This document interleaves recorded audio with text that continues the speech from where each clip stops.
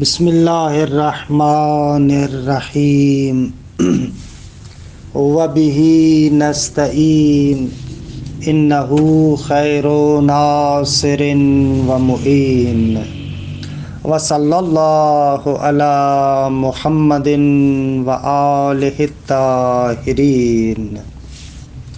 الحمدللہ، خداوند منان کے لطف و کرم سے ہماری گفتگو بدایت الحکمت کے 10ویں مرحلے میں تھی کہ 10ویں مرحلے کی انشاءاللہ آج 13ویں فصل پڑھیں گے۔ گزشتہ مباحث سے روشن ہوا کہ ہر حرکت کے اندر 6 چیزوں کا ہونا لازمی ہے: مبدأ، منتہا، متحرک، محرک، مسافت اور زمان۔ اب تک 5 امور کے بارے میں وضاحت ہو چکی، لیکن جو 5واں امر یعنی مسافت تھا کہ جو اس مسئلے کو اپنے پیچھے لے کر آیا کہ مقولات میں حرکت مطرح ہوتی ہے۔ جیسے ہی بحث یہ ہوئی کہ مقولات کے اندر حرکت ہوتی ہے، کیونکہ مسافت جیسا کہ عرض کیا تھا نا کہ وہ امر سیال ہے کہ جس سے آپ مقولے کو انتزاع کرتے ہیں۔ پس مسافت کسی بھی شے کی جو ہم مسافت کہہ رہے تھے، وہاں پر مقصود یہ تھا کہ جس بستر پر حرکت واقع ہو رہی ہے، اس کو ہم مسافت کہہ رہے تھے۔ تو پھر اس بحث کی مناسبت سے کافی سارے مسائل ہمارے سامنے آئے، ان کو بیان کیا، یہاں تک کہ اس فصل میں اس اصل نقطے کی طرف واپس پلٹتے ہیں کہ ہر حرکت کے اندر 6 چیزوں کا ہونا ضروری ہے۔ 6ٹھی چیز زمان ہے۔ اچھا، زمان کیا ہے اور زمان ہے یا نہیں ہے، اس کی تھوڑی سی وضاحت کرتے ہیں۔ سب سے پہلے زمان کو ہم ثابت کرتے ہیں کہ اسی سے زمان کی حقیقت بھی ہمارے لیے روشن ہو جائے گی۔ دیکھیں، زمان کے اس بات کے لیے آپ یوں 2 مقدمات کو ذکر کریں تو نتیجہ سامنے آئے گا۔ مقدمہ اول، جو بھی حرکت ہے، ہر حرکت کو بالوجدان اور بالبداہت آپ تقسیم کر سکتے ہیں۔ جیسا کہ پہلے بھی عرض کیا کہ حرکت ایک امتداد سیال ہے۔ جہاں پر بھی امتداد کی بات ہے وہاں پر قابلیت تقسیم مطرح ہے۔ اگر امتداد ہے تو اس میں تقسیم ہونے کی صلاحیت ہے، لہذا ہر حرکت قابل تقسیم ہے۔ البتہ بارہا عرض کیا کہ یہ جو قسمت اور تقسیم کی بات کر رہے ہیں، یہ قسمت وہمی ہے۔ قسمت وہمی سے مراد یہ ہے کہ اس امتداد کے اندر یہ قابلیت ہے کہ مختلف اجزاء میں تقسیم ہو، لیکن بالفعل آیا مختلف اجزاء سے مرکب ہے؟ ہم نے کہا نا، بالفعل ایک متصل واحد ہے، ایک پیوستہ متصل اور سیال چیز کا نام ہے۔ بس یہ جو ہم کہتے ہیں کہ ہر حرکت کے اندر تقسیم ہے، یعنی تقسیم کی قابلیت ہے، وہ قابل تقسیم ہے۔ اچھا، جیسے ہی آپ کہتے ہیں کہ حرکت قابل تقسیم ہے، یعنی ایک حرکت کے آپ 2 حصے کر سکتے ہیں، درست ہے؟ ان 2 حصوں میں سے پھر ہر ایک حصے کو آگے پھر تقسیم کر سکتے ہیں، پھر اس سے جو حصے حاصل ہوتے ہیں ان حصوں کو پھر آپ تقسیم کر سکتے ہیں۔ بس حرکت کے اندر یہ جو ہم کہتے ہیں قابلیت تقسیم ہے، یعنی اس کو 2 حصوں میں تقسیم کرتے ہیں، ایک پہلا ایک بعد والا۔ وہ جو پہلے والا ہے اس کو پھر 2 حصوں میں تقسیم کر سکتے ہیں، پہلا بعد والا۔ پھر جو پہلے والا حاصل ہوتا ہے ان میں سے ہر ایک حصے کو پھر 2 حصوں میں تقسیم کر سکتے ہیں۔ وَهَلُمَّ جَرًّا، اور اسی طریقے سے آپ چلتے رہیں گے یہاں تک کہ کسی بھی جگہ پر یہ تقسیم نہیں رکتی۔ یہ حرکت کی ذات کا تقاضا ہے۔ اچھا، بس جب بھی آپ حرکت کو دیکھتے ہیں تو حرکت قابل تقسیم ہے. جیسے ہی آپ نے کہا نا قابل تقسیم ہے تو اس کے ایسے اجزاء بنیں گے، کچھ اجزاء سابق ہے، کچھ لاحق ہے. جو سابق ہے پھر اس کو سابق اور لاحق کی طرف تقسیم کر سکتے ہیں. جو سابق ہے پھر اس کو اجزاء سابق و لاحق کی طرف آپ کیا کرتے ہیں؟ تقسیم کرتے ہیں. خلاصہ مقدمہ اول یہ ہوا کہ حرکت کو بالوجدان اور بالبداہت آپ تقسیم کر سکتے ہیں. اچھا، دوسرا مقدمہ یہ ہے کہ جہاں پر بھی تقسیم آتی ہے، چھٹے مرحلے میں مبحث کم میں ہم نے ذکر کیا تھا کہ جہاں پر بھی تقسیم آتی ہے تو ذاتاً جو شے قسمت اور تقسیم کو قبول کرتی ہے وہ مقدار ہے، وہ کم ہے. درست ہے؟ پس ہر وہ شے جو قابلیت تقسیم رکھتی ہے یعنی وہ مقدار ہے، وہ کمیت رکھتی ہے.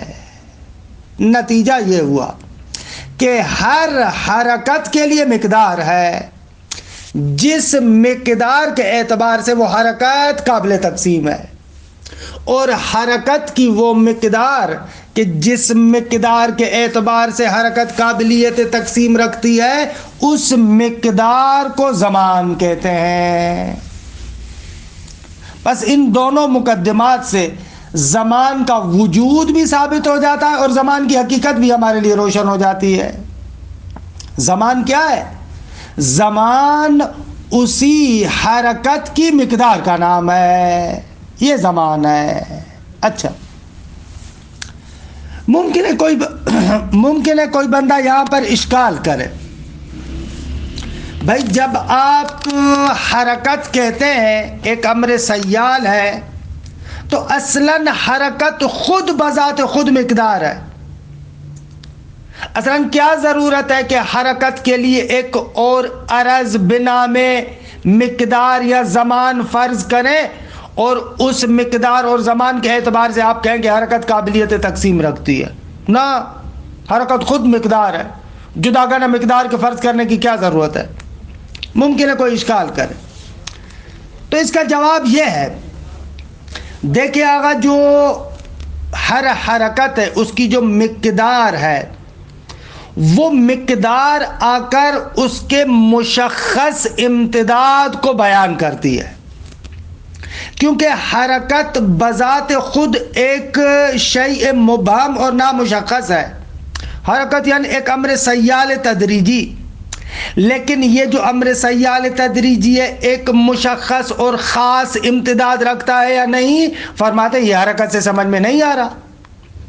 اس کے لیے جو آپ خاص امتداد بیان کرتے ہیں اور اس کے لیے جو آپ خاص اور مشخص امتداد کی بات کرتے ہیں وہ اس کی مقدار ہے کہ جس کو زمان کہتے ہیں. بے عبارت نخرا، مرحوم علامہ تنظیر دیتے ہیں یہاں پر ایک نظیر کے ذریعے سے مطلب کو ذہن کے قریب لانا چاہتے ہیں. علامہ فرماتے ہیں کہ بابا دیکھیں، آپ نے جسم طبیعی اور جسم تعلیمی کی بحث کو پڑھا تھا.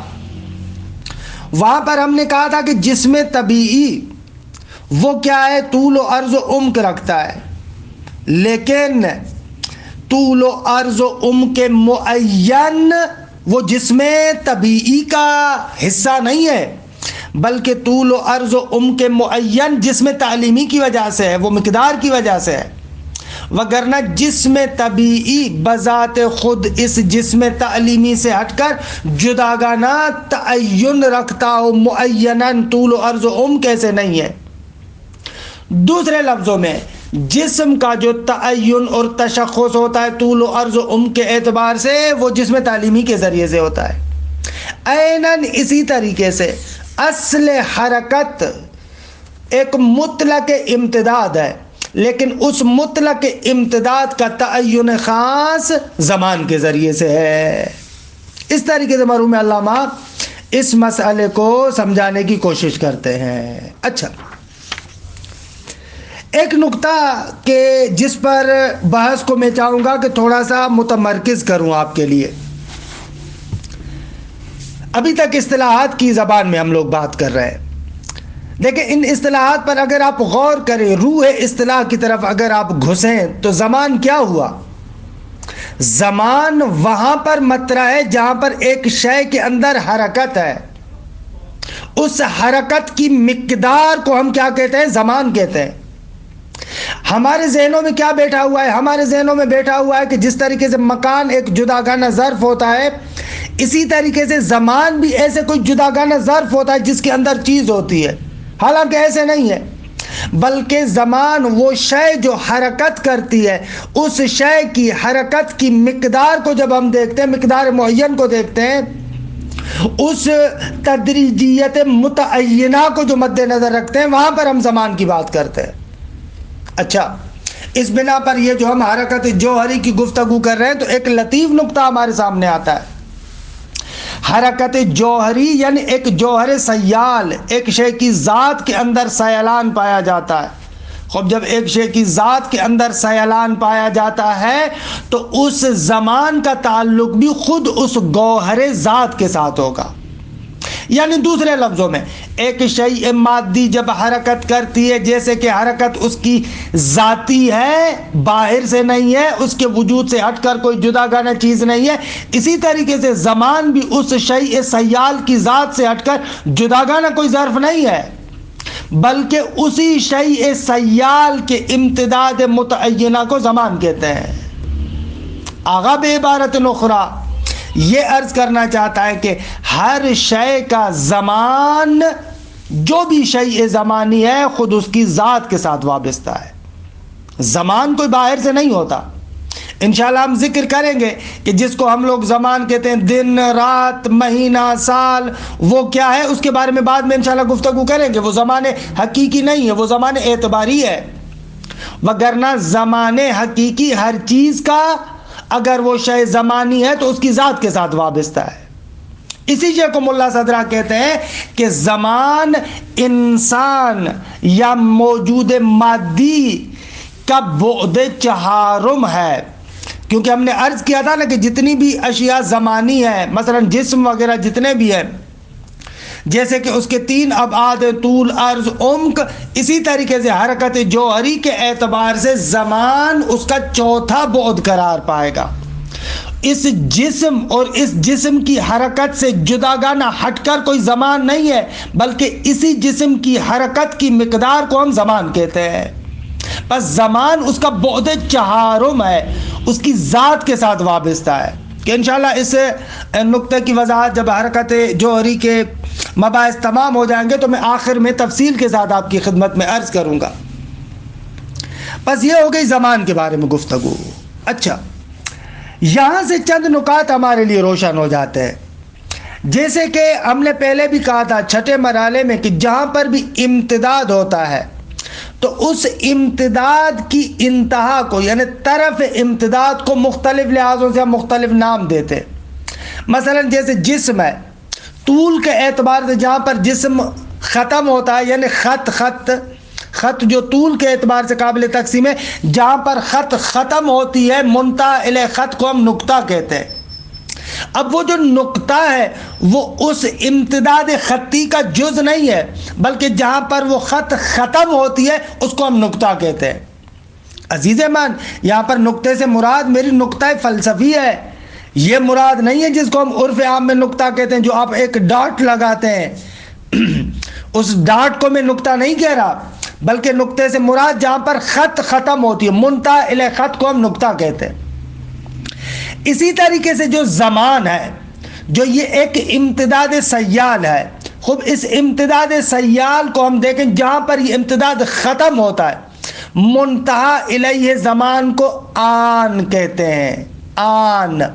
آن یعنی جہاں پر زمان ختم ہوتا ہے، وہ آن ایک امر عدمی ہے، یعنی جہاں پر یہ امتداد ختم ہوا، ایک فرض کریں کہ ایک حرکت ہے جہاں پر حرکت ختم ہو جاتی ہے تو وہاں پر زمان بھی ختم ہوتا ہے۔ جب وہ زمان وہاں پر ختم ہوتا ہے تو اس منتہی الیہ زمان کو ہم آن کہتے ہیں۔ بس اسی لیے حکماء یہ جو تعبیر کرتے ہیں کہ آن طرف زمان ہے، خود زمان نہیں ہے، طرف زمان ہے۔ یہ ایک نقطہ۔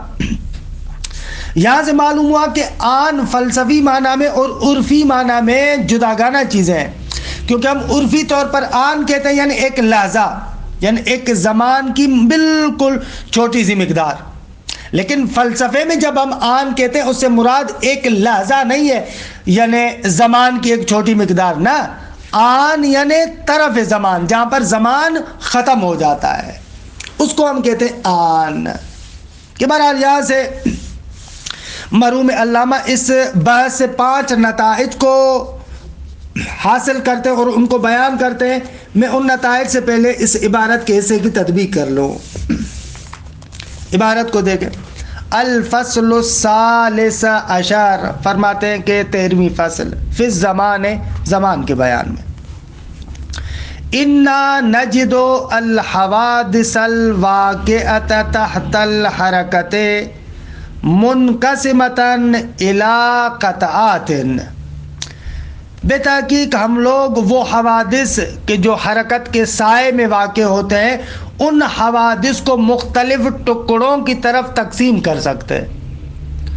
ہم پاتے ہیں کہ وہ مختلف ٹکڑوں میں تقسیم ہو سکتے ہیں، کہ لا تجامع قطعۃ منها القطعۃ الاخری فی فعلیت الوجود، اور وہ جو ٹکڑے ہیں اس طریقے سے ہیں کہ ان میں سے جو ایک ٹکڑا ہے وہ دوسرے ٹکڑے کے ساتھ فعلیت وجود میں جمع نہیں ہوتا، یعنی زمان کے یہ جو ٹکڑے آپ فرض کرتے ہیں وہ اس طریقے سے ہیں کہ وہ پہلا ٹکڑا جب تک ہے بعد والا نہیں آتا، جب بعد والا آتا ہے تو پہلا گزر جاتا ہے۔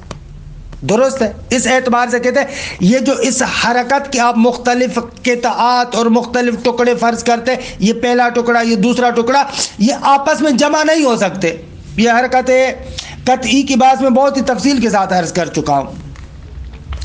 کیوں فعلیت وجود میں جمع نہیں ہو سکتے؟ اس لیے کہ یہ ایک امر سیال ہے، لما ان فعلیت وجود القطعۃ المفروضۃ ثانیاً متوقفۃ علی زوال الوجود الفعلی للقطعۃ الاولی، اس لیے کہ وہ جو قطعہ مفروضہ ہے یعنی دوسرا جو ٹکڑا آپ فرض کرتے ہیں اس کا وجود متوقف ہے اس بات پر کہ وہ جو پہلا ٹکڑا ہے اس کی فعلیت زائل ہو جائے۔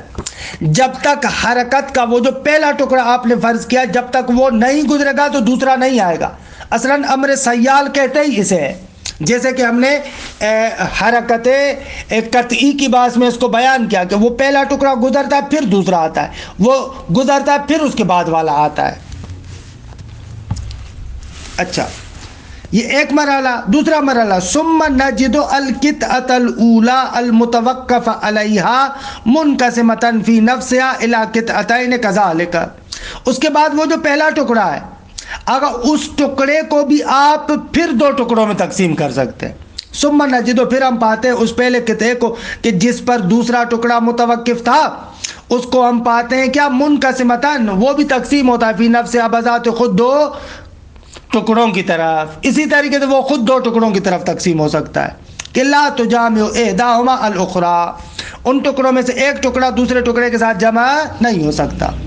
وہکذا، اور اسی طریقے سے چلتے جائیں، اگر حرکت کا جو بھی جز فرض کریں گے آپ وہ جز خود پھر اجزاء کے اندر قابل تقسیم ہے۔ وہکذا کلما حصلنا قطعتن، جب بھی ہم ایک ٹکڑے کو حاصل کریں گے، قبلت القسمۃ الی قطعتین کذالک، وہ خود ٹکڑا پھر قابل تقسیم ہے 2 ٹکڑوں کی طرح، من دون ان تقف القسمۃ علی حدین، بغیر اس کے کہ وہ تقسیم ایک جگہ پر جا کر رک جائے، نہ، یہ تقسیم لامحدود طریقے سے آگے چل سکتی ہے۔ اچھا، بس یہ پہلا نقطہ کہ جہاں پر بھی حرکت ہے وہ حرکت قابل تقسیم ہے، اس حرکت کو مختلف ٹکڑوں کی طرف تقسیم کر سکتے ہیں، یہ پہلا مقدمہ۔ دوسرا مقدمہ، ولا يتأتى هذا الا بعروض امتداد کمی علی الحرکہ، اگر یہ چیز حرکت میں نہیں آ سکتی مگر یہ کہ حرکت پر ایک امتداد کمی عارض ہوتا ہو، کیونکہ ہم نے 6 مرحلے میں بیان کیا تھا کہ قسمت کو بذات خود اور ذاتاً جو شے قبول کرتی ہے وہ مقدار ہے، وہ امتداد ہے، وہ امتداد کمی ہے جو ذاتاً قسمت کو قبول کرتا ہے. ولا یتأتی ھذا، یہ اس حرکت کے اندر اس تقسیم کا آنا یہ نہیں ہو سکتا الا بعروض امتداد کمی، مگر یہ کہ ایک امتداد کمی حرکت پر عارض ہو، کہ تتقدر بہ، کہ حرکت اس امتداد کمی کے ذریعے سے متقدر ہو، اس کے اندر مقدار پیدا ہو. وتقبل الانقسام، اور انقسام کو قبول کرے. ولیس ھذا الامتداد نفس حقیقت الحرکہ، اگر پس حرکت ہے اور اس حرکت کے اوپر یہ امتداد کمی بھی ہے. ان قلتا امتداد کمی وہی حرکت ہے، جواب دیتے نا، نہیں ہو سکتا کہ وہ امتداد بذات خود حرکت ہو. وہ امتداد کمی بذات خود حرکت نہیں ہے، کیونکہ لأنہ امتداد متعین، اس لیے کہ وہ جو امتداد کمی ہے وہ ایک امتداد معین ہے. وما فی الحرکت فی نفسها امتداد مبہم، اور آگا جو بذات خود حرکت کے اندر امتداد پایا جاتا ہے، کشدار ہونا پایا جاتا ہے، یہ امر مبہم ہے. نظیر الامتداد المبہم الذی فی الجسم الطبیعی، جس طریقے سے وہ امتداد مبہم کے جو جسم طبیعی میں ہے. وَنَذِيرُ الْإِمْتِدَادِ الْمُبْهَمِ الَّذِي فِي الْجِسْمِ الطَّبِيعِي وَتَعَيُّنِهِ کہ الَّذِي هُوَ الْجِسْمُ التَّعْلِيمِي، اور اس کا تعین، اس جسم طبیعی کا تعین کہ جس کو آپ جسم تعلیمی کہتے ہیں. کہہ رہے ہیں اس حرکت اور اس امتداد کمی کی نسبت اسی طریقے سے جس طریقے سے جسم طبیعی میں امتداد مبہم ہے لیکن اس کا تعین جسم تعلیمی کے ذریعے سے ہے، جیسا کہ خارج میں عرض کیا. فَهَذَا الْإِمْتِدَاد کہ الَّذِي بِهِ تَعَيَّنَ امتداد الحرکہ، یہ امتداد کے جس کے ذریعے سے حرکت کا امتداد معین اور مشخص ہوتا ہے، یہ امتداد کم متصل عارض للحرکہ، یہ ایک کم میں متصل ہے کہ جو حرکت پر عارض ہو رہی ہے. نظیر الجسم التعلیمی، جس طریقے سے جسم تعلیمی کہ الذی بہ تعین امتداد الجسم الطبیعی، کہ جس جسم تعلیمی کے ذریعے سے جسم طبیعی کا امتداد متعین ہوتا تھا. نظیر الجسم التعلیمی للجسم الطبیعی، جیسے جسم تعلیمی جسم طبیعی کے لیے. الا ان ھذا الکم العارض للحرکت غیر قارن، فرق فقط یہ ہے کہ وہ جو جسم تعلیمی جسم طبیعی کا تعین ہے وہاں پر وہ جو کم ہے وہ کم میں متصل کار ہے، یعنی اس کے سارے اجزاء جمع ہو سکتے ہیں، لیکن حرکت کے اندر یہ جو امتداد کمی ہے یہ کیا ہے؟ کم میں متصل غیر کار ہے، کیونکہ سیال ہے، قابل جمع نہیں ہے. چھٹے مرحلے میں یہ مباحث گزر چکے ہیں. ولا یجامع بعض اجزائه المفروضة بعضا، یعنی ولا یجامع بعض اجزائه المفروضہ لا یجامع بعضا، اس کے بعض اجزاء فرضی دوسرے بعض اجزاء فرضی کے ساتھ قابل جمع نہیں ہے، ایک جز جائے گا تو دوسرا جز آئے گا. بخلاف کمیت الجسم التعلیمی، برخلاف جسم تعلیمی کی کمیت کے، کہ فإنها قارۃ مجتمعۃ الاجزاء، وہ قار ہے اور اس کے اجزاء قابل جمع ہے. وَهَذَا هُوَ الزَّمَانُ الْعَارِضُ لِلْحَرَكَةِ، فرماتے ہیں یہ وہی زمان ہے کہ جو عارض ہوتا ہے حرکت پر اور اسی حرکت کی مقدار کا نام ہے. وَكُلُّ جُزْءٍ مِّنْهُ مِنْ حَيْثُ أَنَّهُ مُتَوَقِّفٌ عَلَيْهِ الْآخَرِ، اس کا ہر جز اس اعتبار سے کہ اس پر دوسرا جز متوقف ہے، متقدم بالنسبت الیہ. یہ بھی نقطہ اچھا ہے کہ نیچے اس کی صراحت بھی کرتے. اگر آپ غور کریں جو زمان کے آپ اجزاء فرض کرتے ہیں، اس کے اجزاء پر اگر آپ غور کریں تو وہ پہلا جز جو متوقف علیہ ہے درست ہے، وہ تقدم رکھے گا بعد والے جز پر. وہ پہلا جز گزرے گا تو دوسرا جز آئے گا. آپ اردو میں بھی کہتے ہیں پہلا جز. اسی نقطے کو بیان کریں. وَكُلُّ جُزْءٍ مِّنْهُ مِنْ حَيْثُ إِنَّهُ مُتَوَقِّفٌ عَلَيْهِ الْآخَرِ، ہر جز اس اعتبار سے کہ اس پر دوسرا جز متوقف ہے وہ متقدم ہوگا اس دوسرے جز کی نسبت سے، متقدم بالنسبت الیہ، اس متوقف ہونے والے جز پر متوقف علیہ جز کیا ہوگا؟ تقدم رکھے گا، پہلے ہوگا. وَمِنْ حَيْثُ إِنَّهُ مُتَوَقِّفٌ، اور وہ جز خود اس سے پہلے والے جز پر متوقف ہے تو متأخر بالنسبت إِلَى مَا تَوَقَّفَ عَلَيْهِ، اس جز کی نسبت سے متأخر ہوگا جس پر یہ متوقف ہے۔ وَالطَّرَفُ مِنْهُ الْحَاصِلُ بِالْقِسْمَةِ هُوَ الْآن، اور زمان کا وہ طرف جہاں پر زمان اختتام کرتا ہے، خوب قسمت کے ذریعے سے وہ جو آخری طرف آپ کو حاصل ہوتا ہے اس کو کیا کہتے ہیں؟ آن کہتے ہیں۔ کہ مرحوم علامہ اس فصل سے چند نتائج کو حاصل کرتے ہیں۔ سب سے پہلا نتیجہ کہ آغا ہر حرکت جو بھی آپ دیکھتے ہیں، ہر حرکت کے لیے ایک زمان خاص ہے۔ یہاں پر پھر روکتا ہوں، بھلا یہ تقریباً 5 فروعات ہیں، ان کو جلدی میں بیان کر کے ان کے ساتھ ظلم نہیں کرنا چاہتا، ان کی توضیحات عرض کروں۔ صلی اللہ علی محمد و اہل بیتہ الطیبین الطاہرین۔